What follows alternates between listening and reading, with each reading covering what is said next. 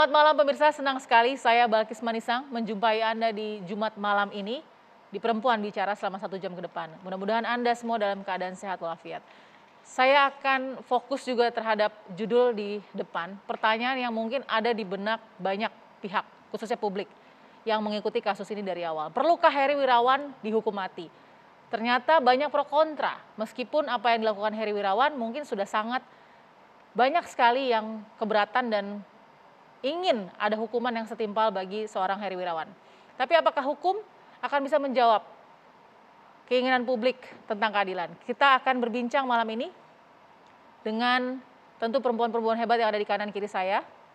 Saya perkenalkan dulu, di sebelah kanan ada Mbak Devi Rahmawati, pengamat sosial. Apa kabar Mbak Devi? Insya Allah sehat, Mbak. Oke, baik. Lalu kemudian ada Mbak Teresia Diah Wirastri sebagai pegiat gender dan pengkaji sosiologi hukum. Apa kabar Mbak Diah? Kabar baik, Mbak. Sehat Terima kasih ya? banyak, sehat. Oke. Dan di sebelah kanan saya ada Ibu Retno Listiarti, Ketua KPAI. Apa kabar Ibu Retno? Baik, alhamdulillah. Tapi saya bukan ketua KPAI loh. Oh, mohon maaf, mohon maaf saya. Oke, ini Nggak apa-apa. ya, mohon maaf. Oke. Jadi ini Komnas Perlindungan ya. Ya, oke, Saya baik. KPAI tapi saya salah satu anggota komisioner. Betul sekali. Oke, baik. Saya juga akan mengenalkan Ibu Andi Yentriani sebagai Ketua Komnas Perempuan. Apa kabar Bu Andi? Baik, selamat malam, tentunya selamat sehat semuanya. Baik, oke. Ini tentu banyak sekali ya pro kontra yang hadir di tentu publik banyak pihak. Makanya kita juga kemudian memberikan ruang kepada pengacara dari Heri Wirawan. Saya nanti juga akan berbincang dengan Ibu Ira Margareta Mambo sebagai pengacara dari Heri Wirawan. Selamat malam Ibu. Malam. Baik, langsung bergabung dengan kita di dari Bandung, Jawa Barat ya. Oke, saya mau dengar dulu bagaimana suara Bu Retno nih. Bu Retno, mengikuti tidak sidang paling tidak ya, yang vonis yang dijatuhkan terhadap seorang Heri Wirawan? Ya, sekarang masih tuntutan Iya, ya. betul. JPU menyampaikan tuntutan. Memang ada beberapa tuntutan Ya. ya. Kalau saya malah concernnya pada restitusi ya. Bagi saya restitusinya terlalu rendah ya. Mestinya untuk kan 330 juta ya. 330 juta rupiah, betul. Iya, dan itu kan bukan per orang ya. Nah, lalu kedua adalah terkait dengan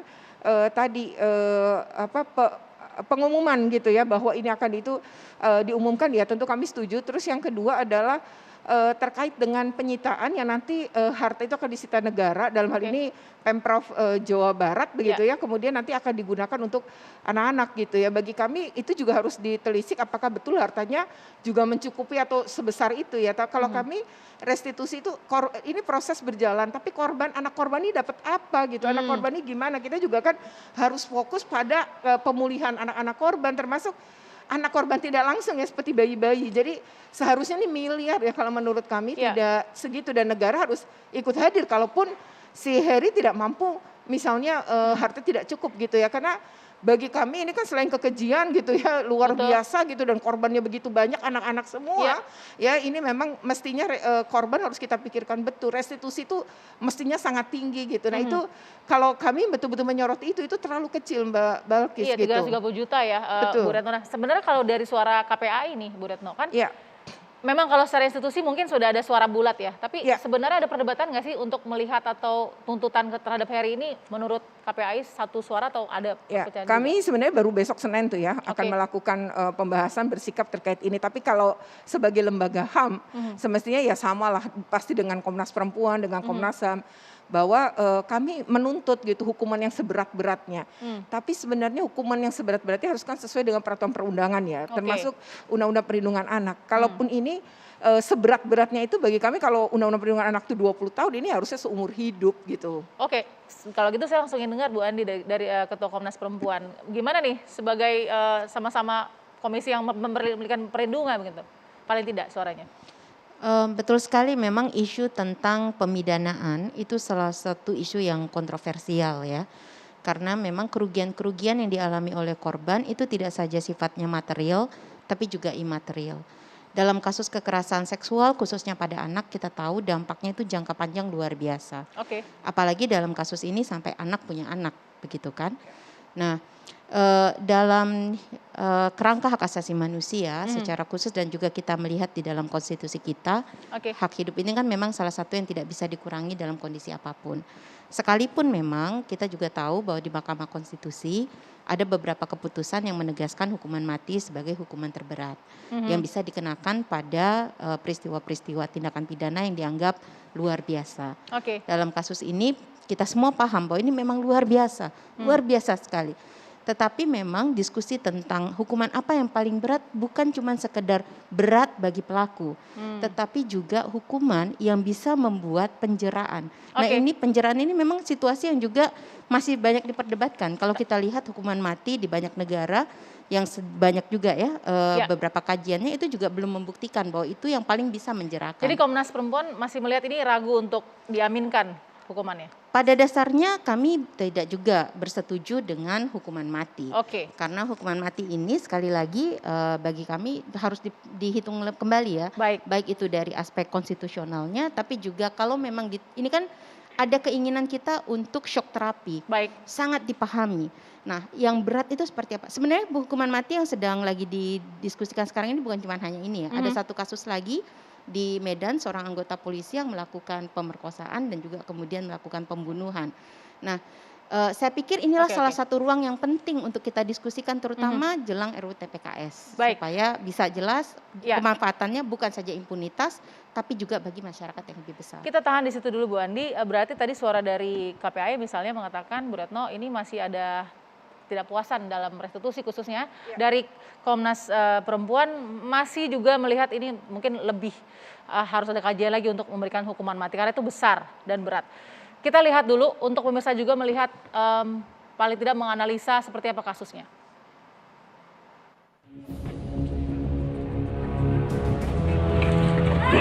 Heri Wirawan, terdakwa pemerkosa 13 santriwati, dituntut hukuman mati dan kebiri kimia oleh Jaksa Penuntut Umum pada sidang Pengadilan Negeri Bandung, Jawa Barat. Menurut Jaksa Penuntut Umum, kejahatan Heri Wirawan tergolong kejahatan sangat luar biasa. Heri memperdaya korbannya dengan menggunakan kuasanya sebagai pemimpin pondok pesantren. Selain itu, Heri menggunakan simbol agama dan pendidikan untuk memperkosa santriwati hingga hamil, bahkan melahirkan. Komnas Hak Asasi Manusia menolak tuntutan hukuman mati ini. Menurut Komnas HAM, hak hidup adalah hak yang paling mendasar. Hak hidup tidak bisa dikurangi dalam situasi apapun.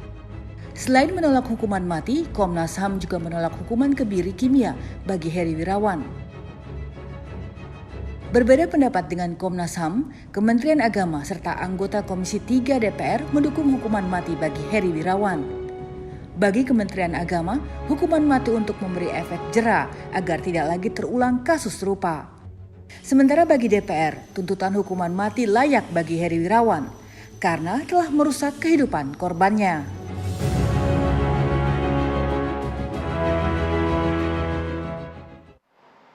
Oke, saya langsung ingin mendengar suara dari Mbak Diah. Mbak Diah tadi ada sedikit kutipan ya, hak hidup adalah hak yang paling mendasar dan tidak bisa ditawar atau dikurangi. Nah, Benar. Mbak Diah setuju dengan itu? Saya setuju. Oke, berarti Anda against dengan hukuman mati Iya, terhadap Heri Wirawan. terhadap Heri Wirawan. Kenapa? Ataupun hukuman mati secara umum. Ini kita harus garis bawahi juga ya. Jadi saya pada malam ini sependapat dengan Mbak Retno dan Mbak Yeni dalam arti begini. Kita berbicara tentang hukuman mati terhadap Heri Wirawan, tetapi di balik itu juga hukuman mati terhadap jenis-jenis pelanggaran pidana lainnya yang dirasa cukup berat oleh masyarakat. Tadi Mbak Yeni sudah mengatakan bahwa hukuman mati ini melanggar hak asasi manusia yang paling mendasar yaitu the non-derogable rights. Jadi hak yang sesungguhnya tidak bisa dikurangi. Ya. Kalau kita berbicara dari perspektif hukum atau social legal misalnya, juga selama ini tidak ada penelitian yang secara langsung menyatakan bahwa pelaksanaan hukuman mati atau kebiri kimia ya dalam hal ini dalam kasusnya Heri Wirawan, karena kan tuntutan tambahannya adalah kebiri kimia, itu akan kemudian memberikan efek jera bagi pelaku atau para calon pelaku. Nah, jadi artinya begini Mbak, kita juga tidak bisa kemudian melihat penghukuman terhadap Heri Wirawan secara apa ya istilahnya ya, seperti memakai pakai kacamata kuda. Artinya ada banyak sekali aspek yang harus diperhitungkan, baik hukum material maupun hukum formilnya. Oke, jadi Mbak Dia berpikir bahwa jangan-jangan kalau ada hukuman pokok tambahan tadi ya, hukuman kebiri tidak efektif untuk memberikan rasa jera. Belum tentu akan efektif memberikan rasa jera. Kalau itu asumsi yang digunakan, kalau itu pendapat yang digunakan. Karena saya mau cerita sedikit juga tentang pelaksanaan kebiri kimia ini. Sebenarnya kan kalau kita lihat sejarahnya ini muncul pertama kali di tahun 1996 di California ya, di Amerika Serikat. Pada saat itu kebiri kimia itu diterapkan terhadap pelaku kejahatan seksual yang sudah selesai menjalani hukumannya dan kemudian ingin kembali ke masyarakat. Jadi sebenarnya tujuannya lebih ke arah pencegahan dan tidak semata-mata memberikan efek jera. Gitu. Jadi yang dikejar memang arahnya adalah pencegahannya. Nah sekarang berbicara dalam kasus Heri Wirawan, saya juga ingin mengajak masyarakat juga gitu kawan-kawan semua ke arah pendapat yang tadi dikemukakan oleh Mbak Retno. Kita tidak bisa hanya terfokus pada pelaku sesungguhnya, tetapi juga ada korban yang penting untuk mendapatkan rasa keadilan. Rasa keadilan yang seperti apa? Tidak melulu harus diwujudkan melalui hukuman mati ataupun kebiri kimia, tetapi pemberian rasa keadilan yang lebih mendasar, misalnya ya pendampingan, ya kan? Kemudian memberikan advokasi atau kemudian memberikan perawatan-perawatan psikososial, psikologis untuk memastikan bahwa trauma yang dialami oleh korban itu memang bisa diselesaikan. Baik, sesaat lagi saya ingin dengar bagaimana suara Mbak Devi juga ya untuk melihat bagaimana society menilai hal ini ya. Dan juga tentu suara dari pengacara Heri Wirawan, Ibu Ira. Sesaat lagi tetap di Perempuan Bicara.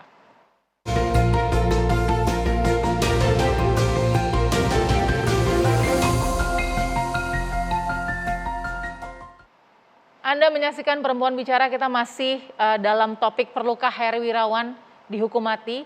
Saya mau dengar dari Mbak Devi, tapi sebelumnya kita ke Ibu Ira dulu ya. Ibu Ira, Margareta sebagai pengacara Heri Wirawan, dengan adanya pertanyaan ini di benak publik, artinya mungkin tuntutan yang dijatuhkan adalah menggambarkan Heri Wirawan adalah seorang yang menjadi ancaman, begitu. Nah, sehingga hukuman maksimal yang diberikan ya, atau menjadi tuntutan. Bagaimana Mbak Ibu Ira, silakan.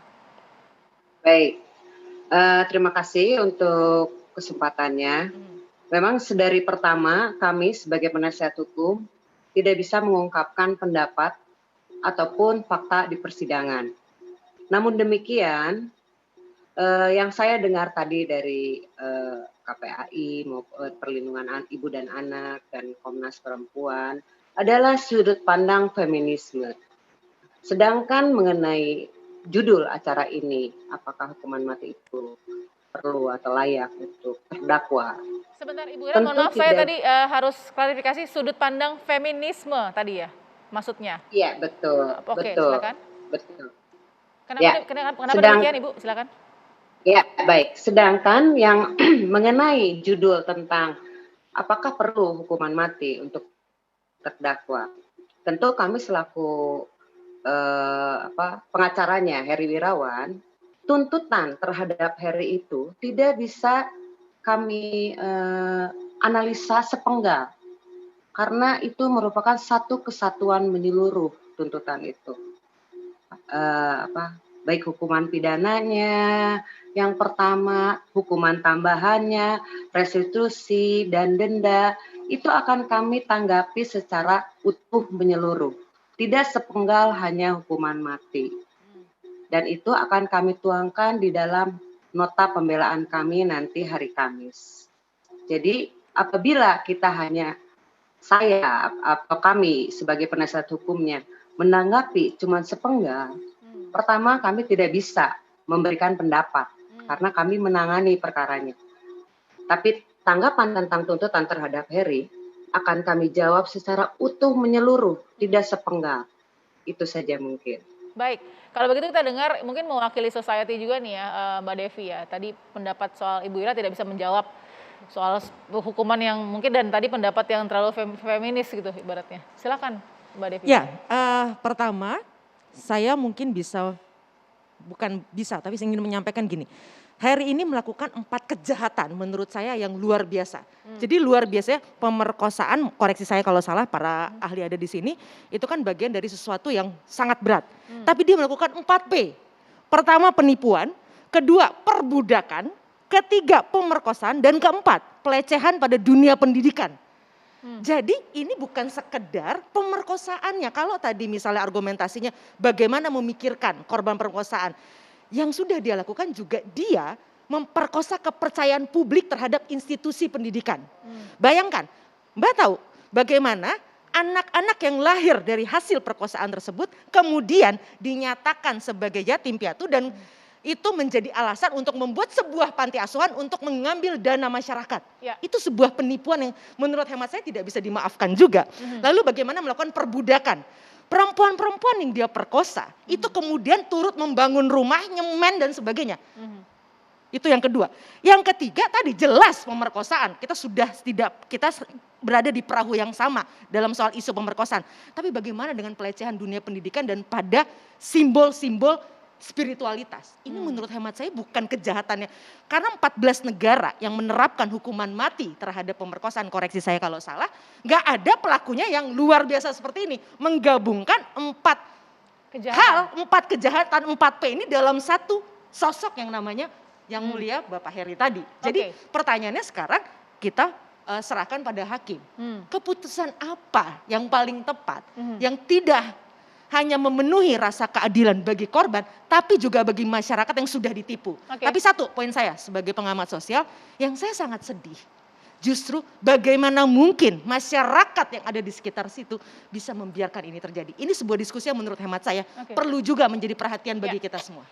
Saya mau Ibu Ira tanggapi sedikit tadi ya, bukan untuk melakukan pembelaan secara langsung karena itu ada tempatnya, yaitu pengadilan ya Ibu Ira. Tapi paling tidak dengan tadi ya, bagaimana Mbak Devi sebagai pengamat sosial mengatakan ada 4 kejahatan yang dilakukan oleh klien Anda. Hukuman ini dirasa seperti apa begitu untuk Ibu Ira yang juga pasti mengerti betul bagaimana hukum? Ya, baik, akan saya tanggapi ya. Jadi ketika kami harus menanggapi sebuah hukuman, itu harus utuh menyeluruh kembali. Kemudian kami pun dan hakim tentunya dan seluruh praktisi hukum, itu kita memegang namanya hukum penitensier. Bagaimana mengeksekusi sebuah hukuman untuk terdakwa. Tidak hanya sepenggal dari agenda persidangan, tapi seluruhnya, kesaksian, saksi-saksi, kesaksian ahli, keterangan terdakwa, dan semua fakta persidangan. Dan yang perlu di garis besar di bawah sini adalah kami fokus pada pasal yang didakwakan adalah pasal pelanggaran Undang-Undang Perlindungan Anak. Sehingga yang harus dihormati oleh kami adalah penerapan Undang-Undang Peradilan Anaknya. Dan ketika kami harus menjawab pendapat tentang sepenggal, itu tidak bisa. Kami pasti harus menuangkannya di dalam nota pembelaan kami. Dan pada saat ini kami tidak akan bisa memberikan pendapat kami untuk umum. Karena sejak pertama, karena kami menangani pendapat dan kesimpulan kami nanti di pembelaan, dan ini fakta persidangan ini tertutup Bu, tidak boleh diketahui umum. Betul, karena perlindungan anak tadi saya paham. Berarti apa yang ingin Ibu Ira sampaikan tentang seorang sosok Heri Wirawan ini seperti apa? Silakan. Baik, karena saya sering menangani perkara pidana, tentu seorang terpidana atau terdakwa, belum terpidana, terdakwa, harus menganut asas praduga tak bersalah.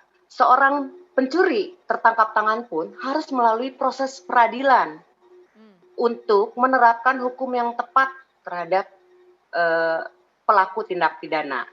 Sehingga ketika Ibu bertanya tentang seperti apa sosok Heri, ya tentu kita tidak bisa berpendapat bahwa kalau dia warga negara Indonesia, tapi ketika kenapa dia melakukan ini dan itu, bahwa kita di dalam hukum itu ada satu prinsip bahwa suatu peristiwa dilatar belakangi oleh peristiwa yang lain. Dan tadi juga sudah disinggung bahwa peristiwa yang saat ini adalah tanggung jawab kita bersama semua. Bukan saja saya melulu membela Heri, tapi saya hadir di sini ditunjuk oleh hakim karena hak-hak terdakwa harus dipenuhi dengan didampingi oleh seorang pengacara. Itu saja. Oke, ada yang mau bertanya ke Ibu Ira? Belum ada pertanyaan? Oke, saya mau tahu bagaimana pandangan Mbak Diah juga ya tentang penjelasan tadi kan pasal yang digunakan perlindungan anak. Nah, paling tidak ini kan juga saya mau dengar sebenarnya kurang atau tidak sih dari kejahatan 4P tadi yang disebutkan Mbak Devi? Kalau kita melihat Undang-Undang Perlindungan Anak ya, sanksi yang ada di dalam Undang-Undang Perlindungan Anak sendiri memang tidak menyebutkan hukuman mati, gitu. Ada rentang tindak pidana yang diatur untuk jenis tindak kejahatan yang dilakukan oleh Heri Wirawan. Tetapi memang kan apa yang kemudian menjadi tuntutan hakim ini mungkin juga ada pertimbangan-pertimbangan di belakangnya untuk kemudian memberikan hukuman yang sangat maksimal ya gitu. Jadi udah hukuman mati, kemudian masih ada hukuman tambah kebiri kimia plus disebarkannya identitas pelaku. Nah, tetapi sekali lagi mungkin baik juga untuk saya juga ingin menggeser gitu perhatiannya tidak melulu terhadap pelaku dan tindak kita memperdebatkan misalnya hukuman mati kemudian kebiri kimia, tetapi juga bergeser memperhatikan pemenuhan hak-hak korban itu juga. Gitu. Tapi pemenuhan hak-hak korban kan berasal juga dari bagaimana pemenuhan keadilan yang didapatkan. Paling tidak, Bu Retno bisa nggak sedikit tanggapi ini mana yang harus diprioritaskan sebenarnya dari kacamata KPAI? Pemenuhan hak-hak yang bisa mendapatkan keadilan dulu atau mungkin healing ya, proses healingnya nanti yang mana yang harus diprioritaskan terlebih dahulu? Kalau sudut pandang anak tentu kami lebih kepada sudut pandang korban ya, hak-hak korban yang memang harus dipenuhi dan itu kan juga diatur dalam peraturan perundangan. Jadi Undang-Undang Perlindungan Anak pun hak-hak itu ada. Kemudian terkait dengan tadi misalnya restitusi untuk anak ini ke depan hidup seperti apa, kemudian masa depannya karena masih panjang, maka itu pun jelas ya harus dipenuhi sekarang. Bahkan kalau memang tidak mencukupi dari harta yang si Heri miliki, itu kan negara juga harus hadir gitu. Jadi kalau menurut kami KPAI tentu kami berfokus pada anak gitu ya. Nah, kalau terkait keadilan soal hukum ya bahwa ini maksimal, kami juga mendorong maksimal semaksimal mungkin. Artinya kalau memang tadi maksimal di sini bagi Bu Retno adalah tadi kalau peraturan perundangan menurut Mbak Dia tadi adalah 15 tapi dengan pemberatan jadi 20 tahun, itu memang tidak sama sekali di Undang-Undang Perlindungan Anak itu disebutkan hukuman mati. Dan kami menghormati keputusan dari misalnya apa yang dilakukan oleh JPU, yaitu memang hak kewenangannya dan kami menghormati. Namun kan masih nanti ada hakim gitu ya. Nah, kalau memang tadi 20 tahun kemudian ini ada hukuman mati gitu ya. Kalau kami misalnya maksimalnya yang kami dorong gitu ya, seumur hidup gitu. Jadi kalau bisa ya udah di penjara saja gitu seumur hidup gitu. Kalau itu kami mendorongnya sebenarnya seperti itu. Artinya tetap tentu kita dorongnya adalah karena kita juga lembaga HAM ya Mbak Andi, tentu sesuai dengan peraturan perundangan yang berlaku gitu. Bu Andi, ini ada dilema tidak sih sebenarnya di meja Komnas Perempuan tentang Heri Wirawan dan tadi ya apalagi yang digarisbawahi undang-undangnya hanya perlindungan anak gitu kan? Menurut penasihat hukum ya gitu. Tapi kita lihat bahwa sebenarnya di dalam tuntutan kan juga digunakan landas hukum yang lain. Tetapi memang ini bukan soal kasusnya Heri Wirawan. Saya pikir juga tidak terlalu tepat untuk membincang pro kontra pidananya sendiri dengan seolah-olah menempatkan yang tidak setuju hukuman mati berarti memandang kasus ini lebih enteng atau memandang kasus ini bukan luar biasa. Kasus ini sungguh luar biasa. Kalau menggunakan perspektif Komnas Perempuan, sesungguhnya dari kasus seperti ini adalah bukti perbudakan seksual itu bisa terjadi. Perbudakan seksual yang tidak dalam konteks pelanggaran HAM berat, sebagaimana diatur di dalam Undang-Undang 26 tahun 2000. Nah, kalau hanya menggunakan Undang-Undang 26 2000, maka apa yang dilakukan oleh HH ini tidak bisa kita pidanakan karena tidak terbukti menjadi bagian dari kejahatan terhadap kemanusiaan dalam definisi hukum, karena jangan digunakan definisi awam ya. Kalau definisi awam kita pasti setuju ini adalah kejahatan terhadap kemanusiaan. Tetapi kalau di dalam definisi hukum Indonesia di dalam Undang-Undang 26 2000 tentang pengadilan HAM itu ada unsur-unsur yang jelas harus bisa dibuktikan dulu sebelum bisa menggunakannya. Sementara isu tentang perbudakan seksual ini tidak diatur di dalam KUHP kita. Itu mengapa menurut Komnas Perempuan sangat penting pengaturan tentang perbudakan seksual ini juga masuk nanti di dalam rancangan undang-undang tindak pidana kekerasan seksual sebagaimana yang diajukan di tahun 2016. Itu yang pertama. Jadi tidak ada sama sekali ini tidak berarti kita tidak menganggap kasusnya biasa-biasa saja. Ini kasus yang memang luar biasa. Tadi yang disampaikan ini adalah penodaan terhadap lembaga pendidikan. Ya. Apalagi lembaga pendidikan atas nama keagamaan. Ini kan luar biasa ya, gitu. Apalagi kita tahu ini bertahun-tahun masyarakat di sekitarnya mungkin mengetahui, mungkin ragu-ragu, tapi mungkin juga tidak gitu. Misalnya ada isu lain yang harus kita diskusikan. Saya juga setuju sebetulnya diskusi tentang pemidanan ini tidak dapat dilepaskan dari upaya yang pertama pemulihan korban. Nah, tetapi kita juga harus bisa melihat bahwa sedikit berjarak kita semua ingin mendapatkan bentuk penghukuman yang terbaik. Yang terbaik dalam artian dia bisa memberikan rasa adil bagi korban, rasa yang pasti adalah justru mengetahui memutus impunitas itu apa sih? Memutus impunitas itu bukan sekedar negara menyatakan dia bersalah. Memutus impunitas adalah juga untuk memberitahu kepada pelaku bahwa dia telah melakukan kesalahan yang luar biasa. Nah, bentuk hukumannya bisa beragam. Dalam kasus serupa ini, saya pikir sekali lagi saya bilang ini bukan di dalam 1 bulan terakhir ini bukan satu-satunya presiden penghukuman mati yang dituntutkan. Ada kasus-kasus lain yang juga sama luar biasanya. Nah, pertanyaannya adalah apakah kita sebagai sebuah negara yang berdasarkan konstitusi ingin menegakkan negara hukum, memiliki sebuah visi sistem hukum yang sebetulnya bergerak dari sekedar penghukuman saja, sama seperti ketika kita bergerak dari kata penjara ke lembaga pemasyarakatan. Karena ada visi yang lebih besar di sana dalam jangka panjangnya. Kalau kita nanti ingin melepaskan setelah ini misalnya, tidak hanya menghuruf besarkan bagaimana hukuman yang terbaik tadi, tapi juga keadilan yang terbaik. Nah, keadilan versi siapa yang akan dikatakan keadilan terbaik? Sesaat lagi tetap di Perempuan Bicara.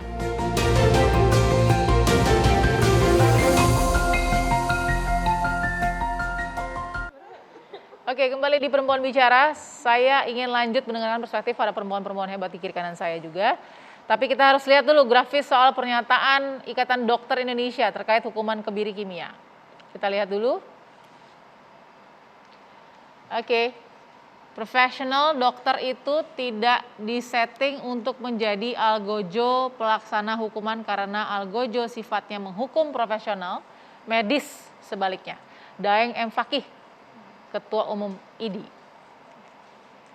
Itu dia tadi. Jadi untuk mengeksekusi saja mungkin bukan seorang dokter gitu ya. Tapi terlepas dari itu tentu saya mau dengar dari Mbak Devi. Mbak Devi, bagaimana dengan pro kontra yang sebenarnya belum bulat-bulat sekali ya. Artinya jadi konsentrasi kita sebenarnya harus ke hukuman terbaik, belum tentu juga menjadi keadilan yang terbaik. Sebaliknya juga begitu. Keadilan terbaik belum menjadi hukuman terbaik. Jadi bagaimana sosial melihat ini, society mengenai? Masyarakat tentu saja marah. Tapi sebagaimana yang tadi terakhir saya sampaikan, ini sebenarnya harusnya menjadi cermin bagi masyarakat juga. Karena peluang untuk menjadi korban atau justru kita atau bahkan anggota keluarga kita menjadi pelaku itu sangat memungkinkan terjadi dimanapun. Nah, ini yang misalnya harusnya menjadi kajian yang juga serius harus dilakukan. Kok bisa ya komunitas kita melahirkan sosok seperti Bapak Heri tadi, yang melahirkan yang bahkan tadi menurut saya di dunia ini salah satu yang paling unik karena tadi menggabungkan sekian banyak kejahatan dalam satu orang. Ada apa? Ini juga menarik gitu. Artinya bagaimanapun juga individu itu kan lahir dari komunitas. Kita juga perlu memperbaiki diri kita. Entah dalam konteks pengasuhan sehingga jangan sampai membesarkan sosok seperti Heri tadi. Lingkungan juga harus memperhatikan lingkungan lainnya minimal 4 derajat depan, kanan, kiri, belakang.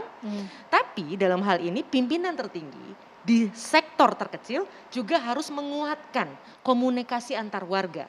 Semestinya hal-hal yang demikian bisa dilakukan pencegahan lebih awal ketika komunikasi sosial itu dilakukan. Kita sebenarnya bisa dengan mudah mengendus hal-hal yang tidak sesuai dengan norma yang selayaknya. Nah, pertanyaannya kok bisa ya alarm sosial ini juga mati? Sayangnya dalam konteks apa yang terjadi di Heri bertahun-tahun dengan korban yang begitu banyak. Yang sekali lagi menurut hemat saya kita semua walaupun masyarakat juga menjadi korban kebohongan Heri ini, tapi jangan-jangan kita pun juga memberikan tanda kutip tanpa kita sadari insentif bagi terjadinya perilaku-perilaku kejahatan seperti itu. Oke ya, bagaimana viralnya hukuman mati yang dituntut begitu ya oleh JPU kepada seorang Heri, bagaimana untuk masyarakat? Ya, masyarakat tentu saja merasa sangat, tadi saya sampaikan, ternoda, merasa marah, dan pengetahuan tentang hukum kan memang tidak dimiliki oleh semua Ya, betul, pihak. Artinya bagi masyarakat dan bagi calon-calon pelaku yang mudah-mudahan tidak ada lagi, ini mudah-mudahan bisa menjadi catatan yang sangat mudah diingat. Karena kalau misalnya hukuman maksimal 20 tahun penjara, siapa yang tahu apakah dia sudah jera dan sebagainya. Tapi ketika itu hukuman mati, ini menjadi sebuah sinyal sebenarnya. Saya menangkap itu yang diharapkan oleh masyarakat, karena tadi bukan sekedar perkosaan, karena perkosaan mohon maaf gitu ya, sudah banyak sekali kejadian pemerkosaan. Tapi tadi ini luar biasa sekali. Semua aspek kemudian dijadikan satu yang membuat semua kalangan akhirnya berada dalam satu posisi yang sama, yang betul-betul mengutuk kejadian ini. Oke, Ibu Ira, bagaimana juga paling tidak ya sebagai kuasa hukum yang ditunjuk oleh hakim ya, melihat tuntutan dari JPU ini? Baik, karena saya akan menjawab dari sudut pandang hukum pidana atau hukum acara pidana yang kita lakukan bersama-sama praktisi hukum ketika kita melakukan proses hukum di peradilan, di pengadilan. Lembaga pengadilan adalah lembaga mengadili. Itu dulu. Ketika tuntutan jaksa, seperti yang tadi telah dibahas, saya katakan sekali lagi tidak bisa menganalisanya sepenggal, tapi harus seluruhnya. Bagaimana hukum penitensier diterapkan ketika hukuman pidana mati dilaksanakan, kemudian harus hukuman kebiri dilaksanakan, dan kemudian harus membayar denda dan harus membayar restitusi. Tentu nanti hakim yang akan menganalisa lebih dalam. Kalau kami sebagai penasihat hukum tentu ada argumentasi dan analisa hukum sendiri mengenai tuntutan ataupun judul dari acara ini. Tidak bisa sepenggal, tapi satu kesatuan. Oke, baik. Ibu Ira, terima kasih sudah bergabung di Perempuan Bicara ya. Baik, kita tunggu prosesnya dengan nanti di pengadilan. Terima kasih Ibu Ira, selamat malam. Oke, saya mau lanjut nih ke Mbak Diah. Mbak Diah, tadi ya pertanyaan yang sama. Tapi mungkin perspektif Mbak Diah bisa berbeda ya. Tadi ya, keadilan terbaik belum tentu juga menjadikan hukuman terbaik, sebaliknya. Jadi apa yang harus, bagaimana win-win solution? Memang dalam hukum nggak ada win-win solution, tapi paling tidak. Ya itu kata-katanya susah ya Mbak. Win-win solution Mbak Balkis itu solusi yang seperti apa gitu kan. Yang menyenangkan kedua belah pihak tentu nggak ada. Gitu. Apalagi ini kan sebuah kasus kejahatan yang luar biasa gitu. Baik jenis kejahatannya ataupun dampak yang ditimbulkan. Oke.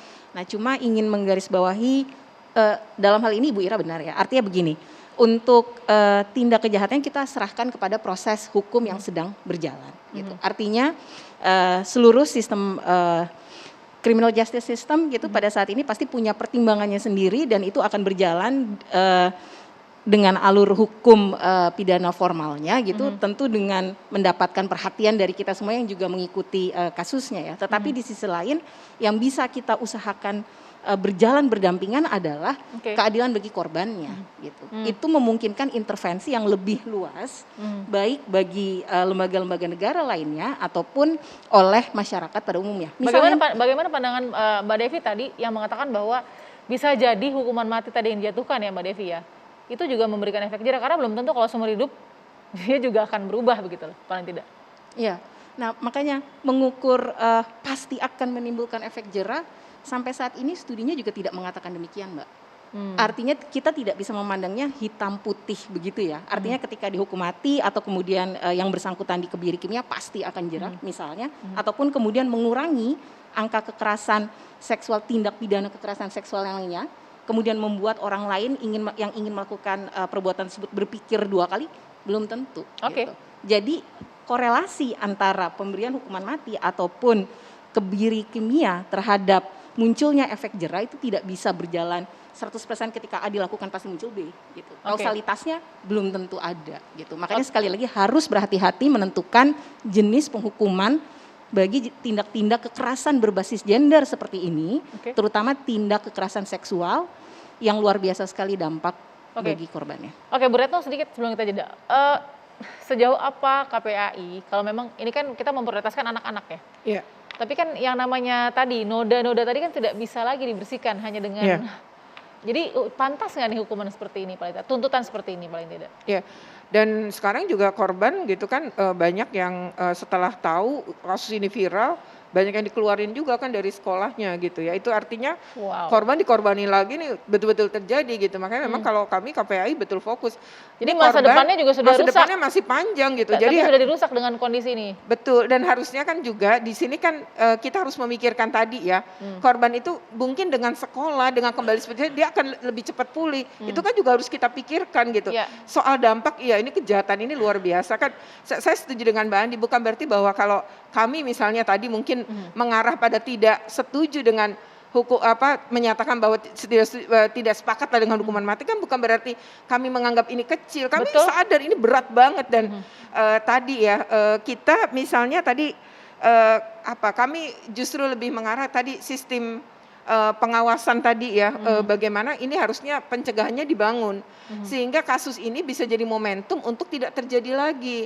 Nah itu yang sistem pencegahan, sistem penanganannya, sistem pengawasannya, sistem pengaduan yang bagaimana yang bisa mencegah ini terjadi di sekolah-sekolah gitu. Nah atau di satuan-satuan pendidikan.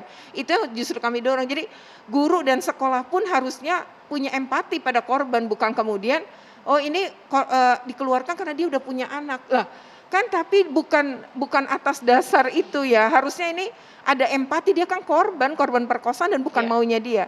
Nah, jadi memang menurut saya PR-nya masih berat ya. Artinya fokus kepada korban juga gitu. Maksud saya jangan hanya berbicara hukum ini saja. Ya ini kita dorong, kita awasi bersama. Tapi bahwa korban untuk melanjutkan hidupnya itu juga harus kita awasi dan harus kita pastikan gitu. Oke, masih melihat dan bagaimana perspektif keadilan di benak narasumber Perempuan Bicara sesaat lagi ya. Kita sambung tetap di Perempuan Bicara.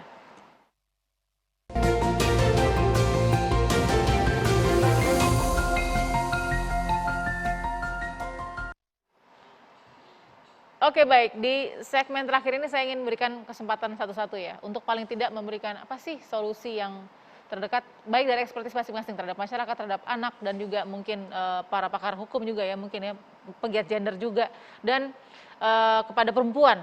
Nah, saya mau mulai dari ya boleh Bu Andi dulu silakan Bu Andi. Saya pikir tadi ya isu tentang hukuman mati ini adalah sebetulnya sebuah polemik di tingkat global. Ya. Sampai saat ini masih setengah dari seluruh jumlah negara di dunia ini yang masih menerapkan hukuman mati. Perlu saya tegaskan bahwa sekurang-kurangnya dari hasil kajian kami tidak ada bukti empirik bahwa hukuman mati itu bisa memberikan efek rasa jera. Dan ini kalau kita lihat di Indonesia kita sudah pernah beberapa kali ya dalam berbagai tindak pidana lain melakukan hukuman mati juga ternyata tidak seperti itu efek yang diharapkan. Nah tetapi memang meskipun kita dalam diskusi pemidanaan menurut hemat kami fokus kita harus tetap pada kepentingan korban. Ini bukan cuma rasa marah kita pada kejahatan yang luar biasa. Ini harusnya menjadi bukti dukungan kita pada korban terlepas dari kemarahan itu sendiri. Seperti yang tadi disampaikan, memastikan korban mendapatkan dukungan yang cukup dan penuh untuk bisa secara optimal bangkit dari keterpurukan akibat dari kekerasan itu. Yang bisa jadi tidak serta-merta terkait langsung dengan bentuk pemidanaan bagi si pelakunya. Nah ini yang harus kita pastikan bersama. Oke Mbak Dia. Ya, saya setuju ya dengan Mbak Andi gitu. Penting sekali lagi untuk menggarisbawahi pemulihan terhadap korban, hak atas penanganannya, hak atas pelindungannya, terutama hak atas pemulihannya. Dan dan ini juga mungkin menjadi menjadi semacam bukan aha moment lagi ya, karena banyak sekali tindak kekerasan seksual, banyak sekali tindak kekerasan berbasis gender, tapi saya pikir kasus ini secara spesifik juga mendapatkan perhatian yang luar biasa, dan ini juga menjadi semacam wake up call untuk kita semua, masalah ini nyata, ada di depan mata gitu, dan ini mudah-mudahan juga dengan kasus ini bisa mendorong negara untuk lebih cepat mengesahkan RUU TPKS gitu. Oke, baik Bu Retno saya kasih kesempatan. Tadi ya terkait dengan polemik misalnya dan empirik yang menyatakan bahwa apakah ada efek jera gitu ya. Tapi satu hal sebenarnya penjara Eropa, hampir seluruh negara Eropa sebenarnya itu kan tidak lagi ada atau tidak lagi menerapkan hukuman mati. Nah ternyata kan penjara-penjara di Eropa justru sebenarnya kosong ya. Banyak sekali gitu di beberapa negara termasuk Belanda ya Mbak, itu juga bahkan ada yang sampai menitipkan saja gitu ke negara yang lain karena saking kosongnya gitu ya. Jadi itu kan mereka negara-negara yang tidak menerapkan hukuman mati gitu. Jadi artinya kalau terkait dengan kasus ini gitu, kami KPAI mendorong proses hukum ini berjalan, hukum berseberat-beratnya, namun juga mari kita berfokus juga pada korban. Jadi kalau proses hukum ini berjalan, korban ini dapat apa gitu. Artinya ini kita harus memastikan bahwa anak-anak ini punya masa depan. Dan tadi ya, trauma healing buat mereka itu bisa seumur hidup nih mereka trauma. Nah untuk itu maka pemulihan ini tentu tidak mudah dan prosesnya panjang. Nah ini harus dipenuhi bukan sekali 2 kali terapi tapi atau 8 kali terapi, tapi ini harusnya terus menerus. Nah, satu lagi bagaimana dengan bayi-bayi ya. Ini kan korban tidak langsung. Nah ini juga harusnya menjadi fokus. Sekali lagi untuk restitusi tadi memang bagi kami itu terlalu rendah ya untuk para korban. Jadi keadilan terhadap korban ini justru minim dalam kasus ini. Tapi sekali lagi KPAI juga menghormati tadi ya JPU dan juga menunggu bagaimana analisa tadi ya hakim tentunya. Kita akan terus pengawasan kasus ini. Oke, Mbak Devi silakan. Ini gongnya bukan paling tidak dengan kasus Heri Wirawan dan hukuman mati, tuntutan hukuman mati. Ya, kemarahan publik, baiknya kemudian rasa marah itu harusnya dirubah energinya menjadi energi yang ramah terhadap korban tadi. Artinya kita harus sadar bagaimanapun juga korban adalah anak-anak kita juga. Nah konkretnya apa tadi sebagaimana yang disampaikan oleh teman-teman juga bahwa kita harus memeluk mereka. Di sini saatnya buktinya kalau memang kita marah dengan apa yang dilakukan oleh pelaku, justru sebaiknya kita buktikan dengan keramahan kita, dengan merangkul mereka, dengan segala hal yang bisa kita berikan. Entah itu material misalnya ketika kita tahu restitusinya misalnya tidak terlalu cukup, kita galang dana misalnya itu satu yang paling nyata, yang paling konkret yang bisa kita tunjukkan. Selain kita marah gitu kan. Nah yang kedua adalah tadi, memang lagi-lagi mohon maaf, menurut hemat saya kita semua turut bertanggung jawab dalam hal ini. Artinya apa? Jangan-jangan ketidakpedulian kita, ketidaksensitifan kita yang melahirkan bisa jadi ada potensi yang sekarang saja mungkin belum terungkap Heri-Heri yang lain. Oleh karena itu harusnya mulai hari ini dengan diskusi dengan TV One kita buka kembali hati kita, bukan sekedar mata-mata kita lihat semua orang, tapi ketika hati yang bicara mudah-mudahan tidak ada lagi Heri-Heri berikutnya di masa datang. Amin. Oke. Ya. Tambah satu. Oke, sedikit. Enggak, karena mungkin juga yang perlu ditekankan adalah yang tadi sudah disebutkan mekanisme pengawasan. Jangan sampai terlepas. Artinya kan bukan saja mekanisme pengawasan terhadap lembaga-lembaga keagamaan, tapi juga mekanisme pengawasan terhadap lembaga-lembaga pendidikan dan memastikan bahwa kurikulum yang ada di dalamnya adalah kurikulum yang berperspektif gender. Oke. Baik, saya disclaimer dulu, saya akan kasih pertanyaan cepat, tapi ini bukan berarti kita satu suara bahwa ini adalah kejahatan luar biasa dan tidak dianggap remeh hukumannya. Tapi secara cepat saja saya mau tanya ke Bu Andi, hukuman yang pantas untuk seorang Heri Wirawan dari kacamata seorang Komnas Perempuan? Saya pikir sama seperti penasihat hukum ya.